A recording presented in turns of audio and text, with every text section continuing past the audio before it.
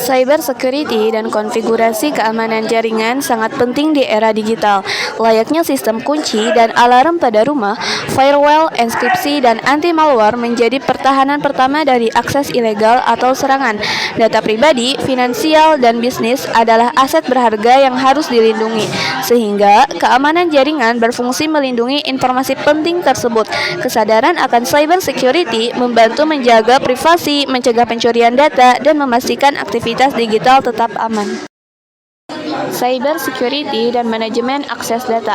Yang pertama, ada aset teknologi informasi, mencakup perangkat, jaringan, sistem, dan data yang mendukung tujuan bisnis. Terus yang kedua, ada data merupakan aset paling berharga sehingga perlu dilindungi dari akses tidak sah. Terus yang ketiga, ada cyber security berfokus pada perlindungan komputer, server, jaringan, perangkat mobil, dan data dari serangan.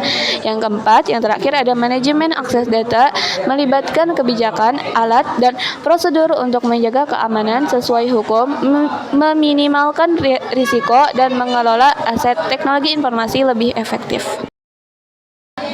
Serangan aktif dan pasif. Serangan terhadap keamanan jaringan dapat dikelompokkan menjadi dua kategori, yaitu serangan aktif atau active attack dan serangan pasif attack. Yang pertama ada serangan aktif. Serangan aktif adalah upaya agresif yang dilakukan oleh para penyerang dengan tujuan merusak, mengganggu, atau merampas kontrol atas sistem komputer, jaringan, atau data. Yang pertama ada virus dan malware, agen perusak yang masuk ke perangkat melalui tautan atau lampiran berbahaya. Yang kedua ada serangan denial of service. Pihak penjahat membuat padat situs web atau layanan online sehingga orang lain tidak dapat mengaksesnya. Yang ketiga ada serangan man in the middle atau MITM. Penyerang menyusup ke komunikasi kita dan dapat memantau atau bahkan memanipulasi data yang kita kirim. B. Serangan pasif. Serangan yang bertujuan untuk memantau, memata-matai, atau mengumpulkan informasi tanpa mengganggu integritas sistem atau ketersediaannya. Contohnya itu ada pencurian data. Contohnya seperti membaca pesan pribadi atau mencuri informasi kartu kredit secara diam-diam. Yang kedua ada pemantauan lalu lintas jaringan.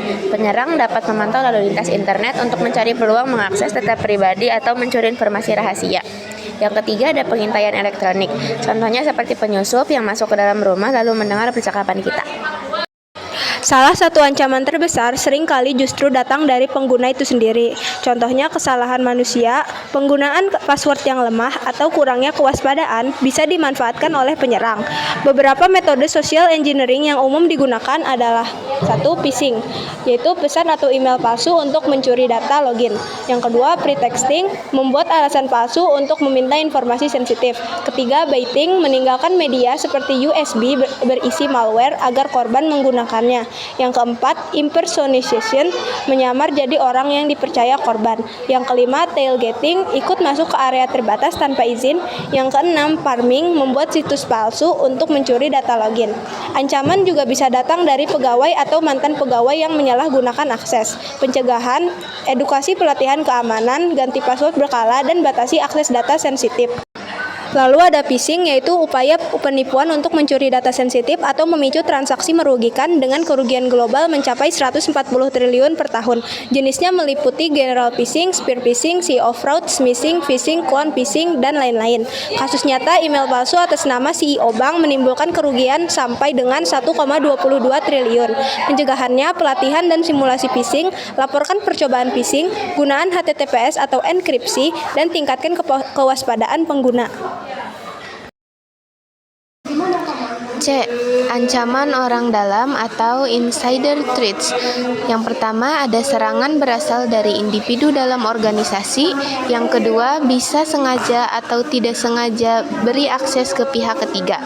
Yang ketiga pegawai keluar sama dengan rawan penyalahgunaan akses. Yang keempat sulit dideteksi karena menggunakan akses yang sah. Yang kelima perlu pemantauan aktivitas mencurigakan. D. Manajemen patch yang buruk. Software sering punya celah keamanan. Produsen rilis patch tambalan itu harus dipasang. Kelalaian sama dengan sistem terbuka untuk serangan. 99% software masih butuh patch. Solusinya patch wajib, rutin, otomatis. E. Man in the middle attacks.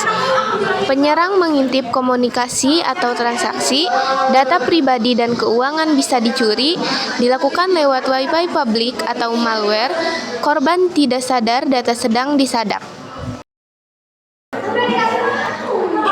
App Denial of Service, dan Distributed Denial of Service. Serangan menonaktifkan layanan dengan permintaan berlebihan. DDoS lebih kuat, ribuan komputer menyerang bersamaan. Dampak, situs kelebihan beban, tidak bisa diakses. Solusi, WAFS, Web Application Firewalls, deteksi, blokir, tanggapan. G. SQL Injection, serangan menyuntikkan kode SQL berbahaya pada query. Dampak, akses ilegal, pencurian, perusakan data. Contoh, kebocoran data jutaan pelanggan 2017. Pencegahan, administrator harus memastikan aplikasi divalidasi, dikembangkan dengan aman, dan menerapkan teknik untuk menghindari serangan SQL injection.